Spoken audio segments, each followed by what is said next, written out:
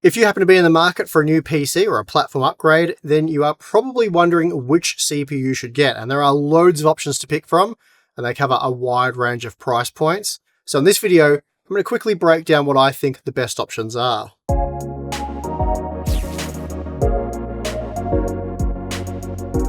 Okay, so normally this is an end of year series, as that's when the new CPU generations tend to be released, at least in the back half of the year anyway, but things have slowed down quite a bit in recent years, and in fact both AMD and Intel aren't expected to release any new CPUs, or at least CPUs based on new architectures, until the end of this year or possibly even earlier next year. So I felt now was an appropriate time to update our recommendations, given that we have seen a few new models, not based on new CPU architectures, but new models on existing architectures. We've seen some stuff arrive in the last few weeks and months, so I thought we'd update everything and see where things stand. But before we get into it, today's sponsor spot is brought to you by Thermal Grizzly and their new Duranaut High Performance Thermal Paste. Duranaut offers extreme long-term stability combined with outstanding thermal conductivity, and this has been achieved through a specially engineered silicon oil combined with aluminium microparticles and zinc oxide nanoparticles of various shapes. Duranaut isn't electrically conductive and won't harden over time. For best performance, you'll want to apply a very thin layer, and to help with this, included is the TG Spatula Pro. The spatula's revised design allows for increased pressure during application, making it easy to spread a thin, even layer of Duranaut. So for more information, please check the link in the video description.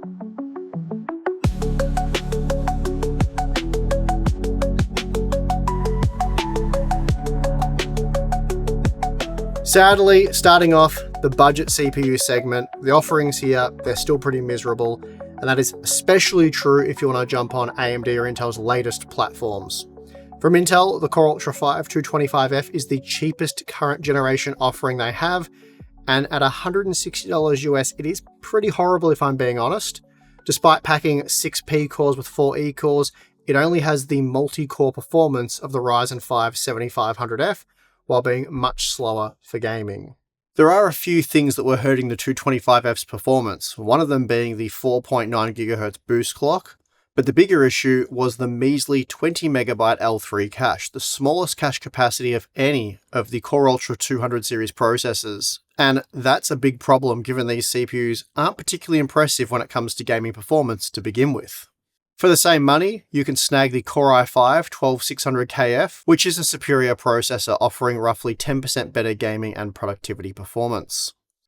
So, if you are faced with either of these options, I'd strongly recommend the Core i5, but neither's really ideal given both budget options are on dead platforms.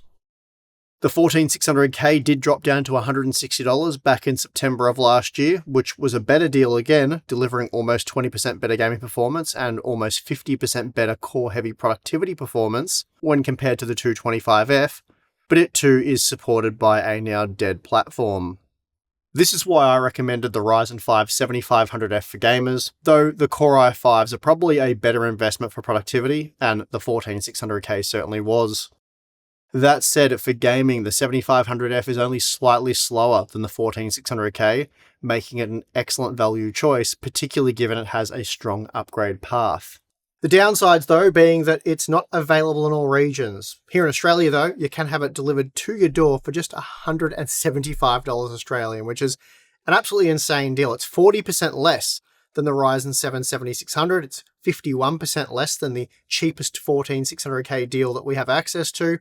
And it's almost 30% less than the 225F. So for Australians and anyone else who has access to cheap 7500F deals, it is the budget CPU to get.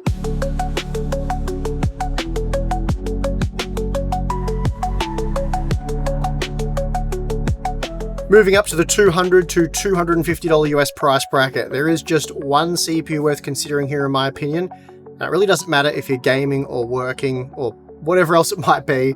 The 250K Plus has more cores to throw at the problem than you're probably going to need.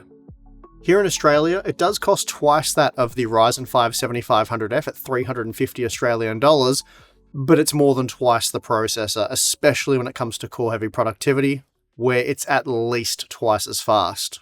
The 250K Plus packs 6 P cores clocked up to 5.3 GHz with a shared 30 MB L3 cache, and then there's the 12 E cores.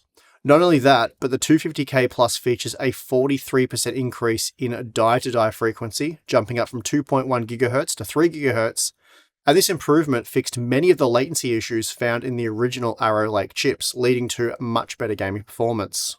Currently, AMD's floundering about at this price point. While the Ryzen 7 9700X might deliver a similar level of gaming performance, when it comes to core-heavy productivity, the 250K Plus is up to 50% faster. For similar gaming and productivity performance from AMD, you would need to spend at least $300 on the Ryzen 9 7900X, though that part can be a bit sketchy at times for gaming. Ideally, you would want the 9900X, but that part costs $380 US, making the ideal AMD option over 70% more expensive. And locally here in Australia, you're looking at having to spend just 320 Australian dollars for the 250KF, or $350 on the 250K Plus, and both are incredible deals. For context, the 265K, that costs $470, the Core i7 14700K $580, the Ryzen 7 9700X $480, and the Ryzen 9 9900X a cool 650 Australian dollars. And that means AMD's 9900X is coming in at an insane 86% premium locally. And that also means you can buy the 250K Plus along with a quality $400 Z890 motherboard for the same price as the Ryzen 9 9900X, making Intel's dead platform issue a complete non-issue. Even over in the US, you can snag a quality Z890 motherboard for $190, so couple that with the 250K Plus for $220, and you have a $410 US combo. Again, about the same price as the 9900X. So while we would normally not recommend investing in Intel's dead LGA 1851 socket, especially with their new socket supporting Nova Lake CPUs expected to arrive probably later this year, but given how cheap the 250K Plus is, the deal just makes sense, and frankly, it's much better than anything AMD has on offer right now.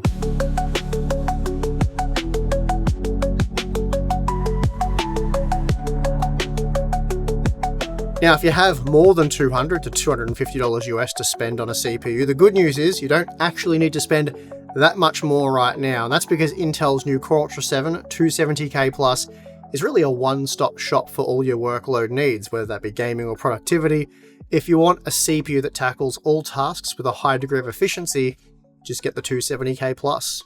This model packs 8 P cores clocked up to 5.5 GHz, along with 16 E cores, which can clock as high as 4.7 GHz. There's 36 MB of L3 cache, and Intel has gone with a max turbo TDP rating of 250 watts. In multi-threaded core-heavy productivity workloads, it performs within 2 to 5% of the AMD Ryzen 9 9950X, a chip that often retails for twice the price, making the 270K Plus currently, by far, the most cost-effective way to get high-end workstation performance on the desktop.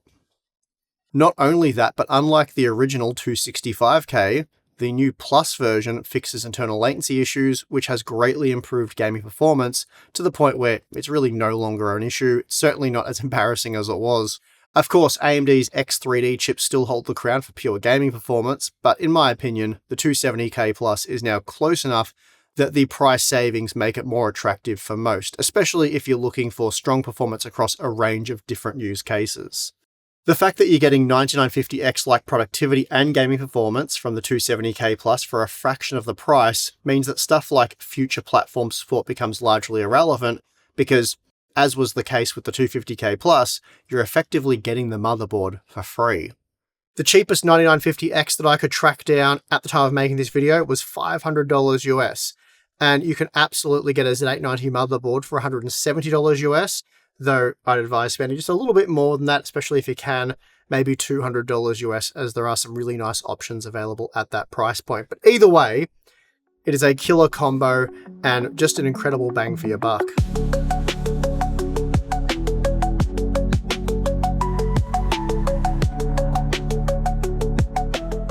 There's really no debating this one. The Ryzen 7 9850X 3D is hands down the best gaming CPU money can buy right now, though it's probably not the CPU you should actually buy right now. It is just 4% faster than the 9800X 3D on average, so the current 9% premium doesn't really make sense, though to be fair, that's not a crazy price premium.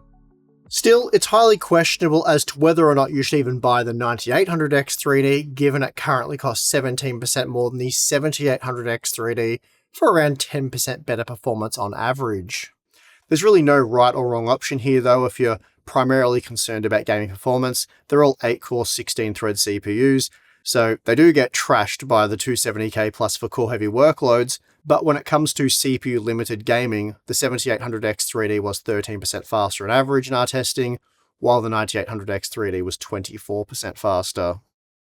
At the time of making this video, the 9800X 3D was outselling the 9850X 3D on Amazon US, though be aware because I'm viewing this page from Australia, the pricing is in dollary dues. Anyway, the 9800X 3D was actually just beating the 9950X 3D, and that's crazy to see, these two ultra expensive high-end CPUs occupying the top 2 and 3 spots. And even the 9850X 3D made it into the top 10 in 8th place. And then we have the best value model, the 7800X 3D, in 5th. That means of the top 8 best-selling CPUs on Amazon at the time of making this video, 4 of them were AM5 X3D CPUs. These X3D CPUs are extremely popular right now because they're hands down the best of the best, and people do like the best, especially gamers. Truth be told though, as good as the 9800X 3D is, not everyone needs it. And for many gamers, my best value mid-range CPU recommendation, so the Core Ultra 7 270K Plus, that'll be just as good. But of course, it does depend on the games you play and how you play them, all that sort of stuff, and also just how long you plan on keeping the CPU for. So there is a few things to consider there. There's no one set rule for all gamers, but it's worth keeping in mind that you won't always see the margins shown in reviews because of variables that we just mentioned.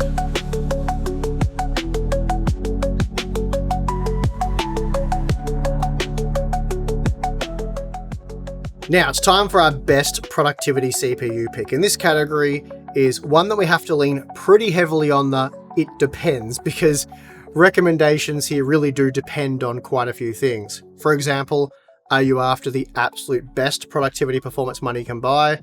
And are you wanting to stick with a mainstream platform or perhaps go with a workstation platform? AMD's Threadripper 9000 series is still fairly dominant in the workstation space. We, for example, use the 9980X to edit and encode all of our videos. It's an absolute beast, but it also currently costs $4,600 US, or then there's the Pro version, which is $7,500 US. Then you need a motherboard, which is at least another $1,000 US, not to mention the memory. So, assuming you don't want to spend that much, and you'd rather stick with a mainstream platform, then that leaves you with the Ryzen 9 9950X, 9950X 3D, or now the new 9950X 3D 2 Dual Edition, or my personal favorite here, the Intel Core Ultra 7 270K Plus. Now, I'm not going to pretend that the 270K Plus is better than the 9950X 3D 2 Dual Edition or any of the 16-core Ryzen 9 parts, because it's not. And as I said earlier in the video, it generally performs within 2 to 5% of the AMD Ryzen 9 9950X. So if you want the absolute fastest productivity CPU on the desktop, spend $900 US to get the 9950X 3D2. But if you want the best value high-end productivity CPU, get the 270K Plus. And at $330 US, that would be without question my personal choice. Also, as a side note, when I'm talking about productivity performance, I'm very much generalizing here.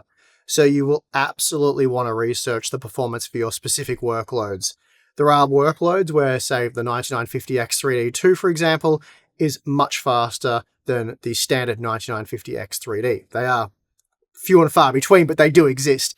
And look, the same applies with something like a 270K Plus. There are workloads where the Intel CPU will be faster, and workloads where the AMD CPU will be faster. So just keep all of that in mind.